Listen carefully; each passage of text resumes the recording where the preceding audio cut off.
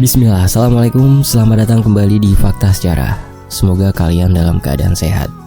Sebuah urban legend dari Mas Wahyu Aryan, akun Twitter @wahyuaryan_.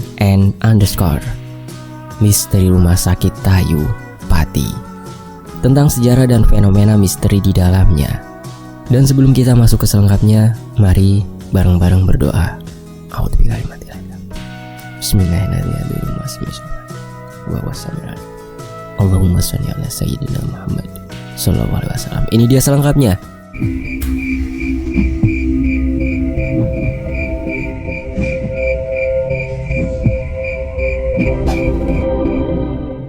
Rumah Sakit Kristen Tayu, Pati, Jawa Tengah.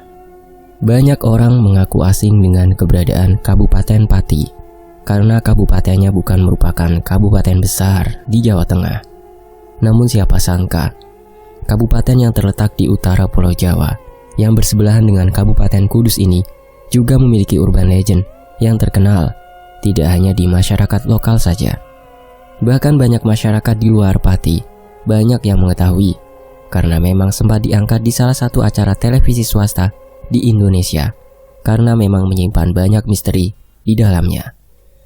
Kali ini saya ingin mengulas urban legend satu ini.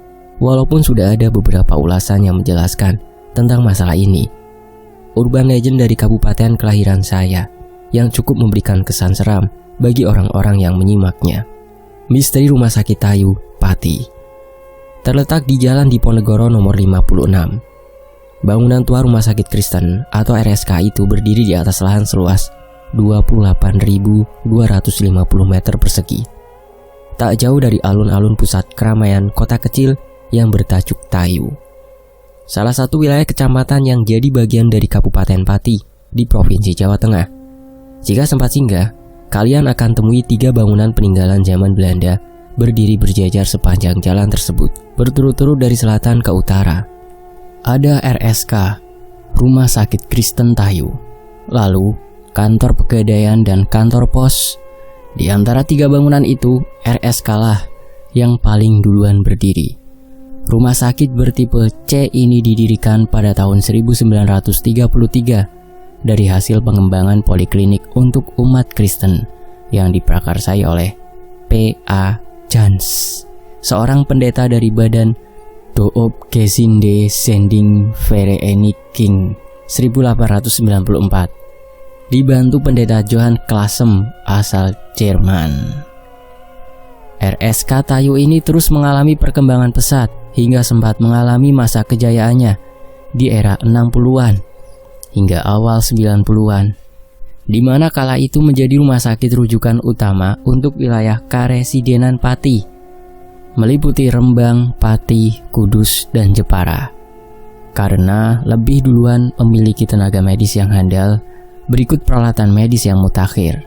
Namun selanjutnya, akibat polemik internal di tubuh yayasan yang menaunginya dan berkembangnya rumah sakit lainnya, masa kejayaan rumah sakit ini berangsur-angsur surut hingga akhirnya mengalami kondisi pailit atau krisis. Sejak tahun 2013, RSK Tayu sudah tampak kesulitan beroperasi dan akhirnya benar-benar ditutup di tahun 2015 lalu. Fenomena misteri RSK Tayu sebelum ditutup, kita bahas ini. Meski baru beberapa tahun saja ditutup, kesan angker sudah tampak melekat di bangunan tua peninggalan zaman company ini. Seperti sudah disebutin sebelumnya, ketika masih beroperasi pun telah beredar cerita-cerita seram di seputar kompleks bangunan yang dituturkan oleh para karyawan yang bekerja di situ. Kesan mistis pun kadung melekat di benak masyarakat sekitar. Sehingga setelah kini ditutup tanpa ada aktivitas sama sekali, aura mistis pun dengan segera menyelimuti bangunan ini. Bahkan mungkin makin menguat karena menarik makhluk astral lain di luarnya. Sebetulnya fenomena ini mudah dimaklumi bagi yang mengerti sejarah masa silam, tepatnya di era pra-kemerdekaan, di mana dulu sering terjadi perselisihan antara pribumi dan Belanda yang kabarnya pernah meruncing, hingga RSK Tayu ini pernah jadi sasaran kerusuhan massa dan berujung dengan terbakarnya bangunan, penjarahan, dan juga pembantaian para pekerja Belanda. Sebagaimana kerusuhan yang terjadi di tempat lain di Indonesia masa itu, pemicunya tak lain dan tak bukan adalah faktor kecemburuan sosial, persoalan keyakinan, dan tentunya urusan politik kaum elit penguasa. Beruntungnya, beberapa tokoh masyarakat dari kalangan warga Tayu yang meskipun tergolong pelosok, di masa itu sudah lumayan melek politik, pandai memilah mana urusan politik, mana urusan kemanusiaan. Lebih-lebih dalam membedakan mana urusan pribadi, termasuk soal keyakinan yang adalah hak asasi, dan mana urusan sosial, sehingga konflik berimbas kerusuhan yang terjadi itu dengan cepat dapat diatasi dan kegiatan operasional rumah sakit pun dapat kembali berjalan normal. Namun, tentu saja, rekam peristiwa sadis tersebut tak hilang begitu saja dan meninggalkan residu negatif di beberapa titik lokasi seputaran kompleks RSK Tayu. Energi negatif yang terbentuk akhirnya mewujud sebagai fenomena-fenomena misterius yang terjadi pada masa-masa berikutnya. Berikut beberapa kisah fenomenal yang saya rangkum dari penuturan mantan karyawan rumah sakit kala masih beraktivitas di Rumah Sakit Kristen Tayu. Yang pertama, sumur tua yang legendaris. Di bagian belakang kompleks bangunan RSK, dekat dengan lokasi kamar mayat, terdapat sumur yang dari tampilannya saja sudah terkesan jadul dan angker. Fenomena misterius di seputaran sumur tua ini sering membuat spot jantung para karyawan yang sedang bernasib apes. Dan kabarnya pasti segera viral tak lama setelah kejadian. Kisah yang legendaris adalah tentang sepeda motor yang kebetulan diparkir di dekatnya. Tiba-tiba menyala dan jalan sendiri berputar-putar mengelilingi sumur tanpa pengendara. Sayangnya, beberapa karyawan yang ketiban apes jadi saksi mata bahkan tak sanggup menyaksikan fenomena tersebut berlama-lama dan segera lari terpirit-pirit. Kisah misteri lain adalah seringnya karyawan yang melintas di dekatnya mendadak hilang kesadaran dan salah arah tujuan melangkah, atau hanya berputar-putar tak tentu arah di sekitarnya hingga ada kawan yang menyadarkan. Maka dulu orang-orang sering berpesan kepada orang yang hendak melintasinya agar menjaga kesadaran penuh. Lebih-lebih di malam hari, dan masyarakat sekitar yang masih kecil sering diwanti-wanti agar tidak bermain-main di dekatnya. Usut punya usut, fenomena ini terkait dengan kerusuhan massa yang terjadi berpuluh tahun silam, yang mana dalam peristiwa tersebut terjadi juga pembunuhan karyawan RSK yang notabene orang Belanda. Beberapa mayat korban kabarnya dicemplungin rame-rame ke dalam sumur itu. Jadilah sumur tua itu jadi saksi bisu yang merekam peristiwa. Selanjutnya menggumpal jadi energi negatif yang kemudian mewujud fenomena-fenomena misterius yang mengundang tanya dan bikin bulu kuduk merinding. Yang kedua, penunggu misterius genset utama. Berlokasi di bangunan utama rumah sakit ujung paling belakang, genset utama ini dibuatkan ruang khusus komplit dengan gudang spare part dan peralatan, sekompleks dengan ruang pertukangan sekaligus bengkel, tempat perbaikan perkakas rumah sakit berbahan kayu, dan tempat perbaikan kendaraan dinas. Setahu penulis, kompleks lokasi ini selalu ramai di terang hari, tempat favorit buat kongkow para karyawan bagian belakang saat istirahat siang, dan tempat sembunyi teraman buat menghindari tekanan tugas pekerjaan. Tapi, begitu hari gelap menjelang, kesan seram segera terasa di lokasi ini. Bagi orang yang awam, karena memang tak terlalu jauh dari kamar mayat dan sumur tua legendaris tadi, fenomena yang viral di lokasi ini adalah perjumpaan beberapa karyawan dengan sosok yang mirip rekan kerjanya. Bisa perawat, tukang kebun, sopir ambulan, dan yang lainnya. Tak berapa lama kemudian segera terkonfirmasi dengan bertemu rekan kerja aslinya di lokasi lain. Biasanya dengan melihat penampilannya yang berbeda dibanding sosok jadi-jadian yang ditemuinya sejurus lalu. Gak mungkin kan dalam waktu yang singkat ada orang yang sama dijumpai di dua lokasi berbeda dengan penampilan yang beda pula.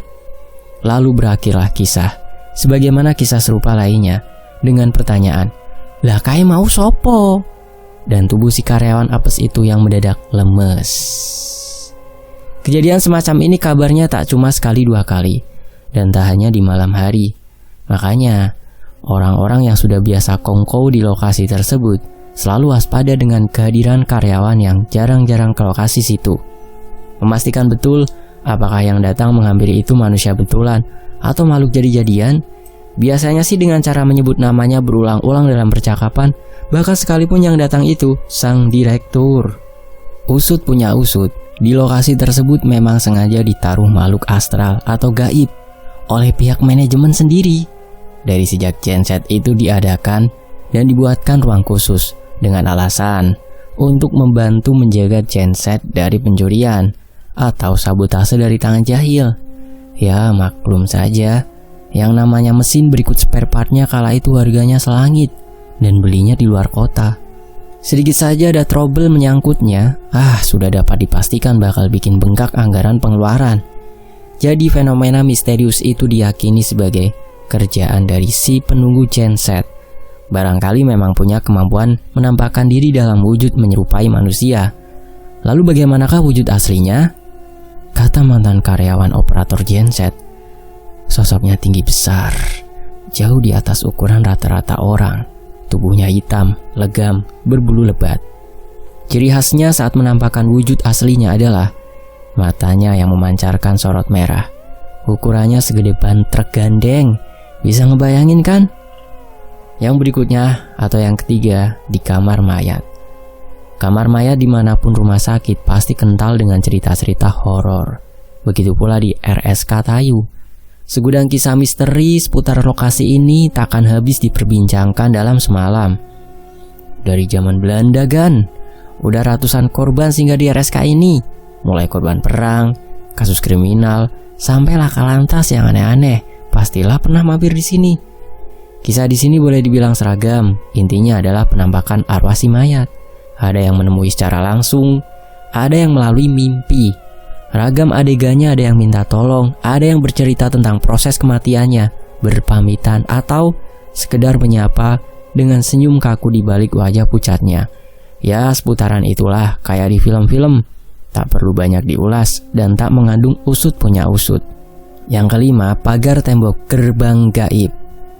Titik lokasi tepatnya, penulis tidak tahu. Yang jelas tembok ini membatasi kompleks bangunan RSK dengan kampung sebelah.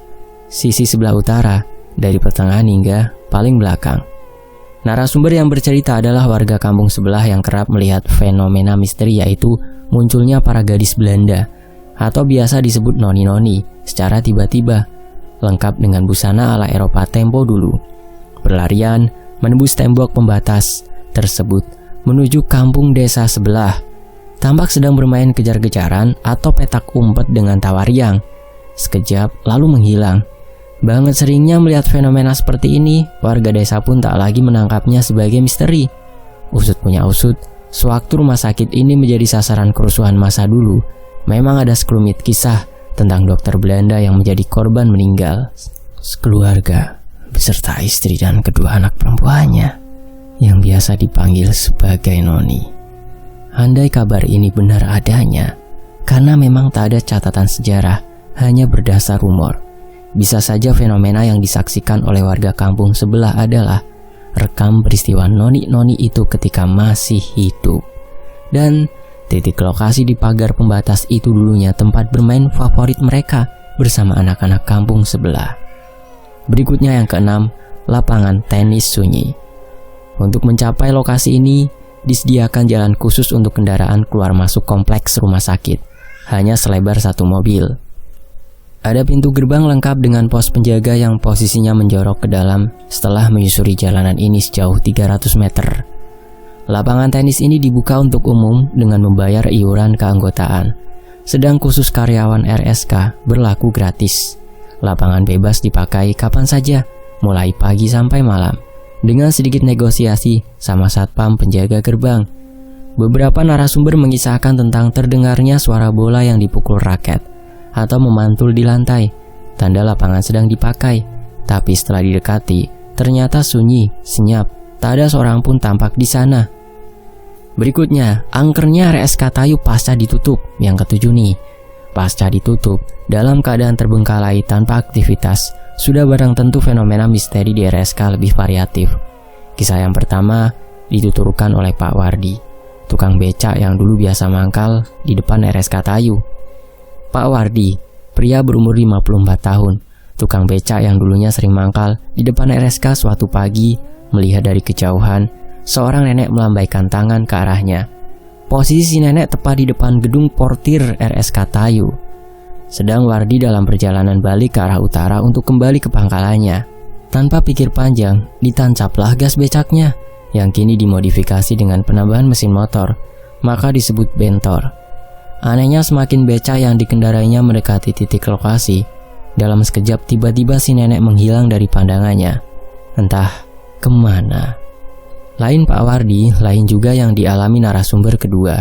Lebih fenomenal lagi.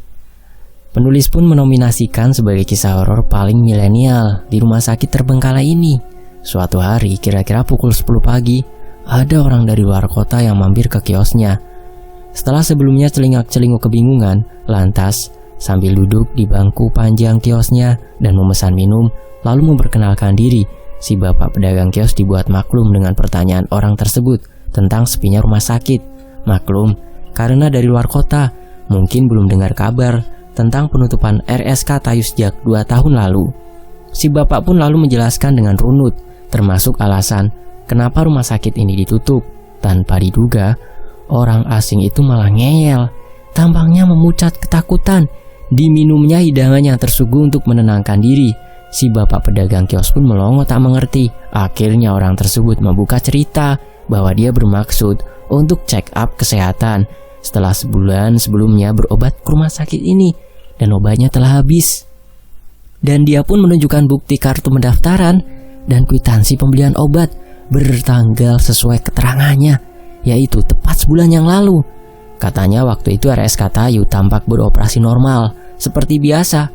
Dia dan sejumlah pasien berobat ke rumah sakit dan dilayani oleh para petugas sesuai prosedur.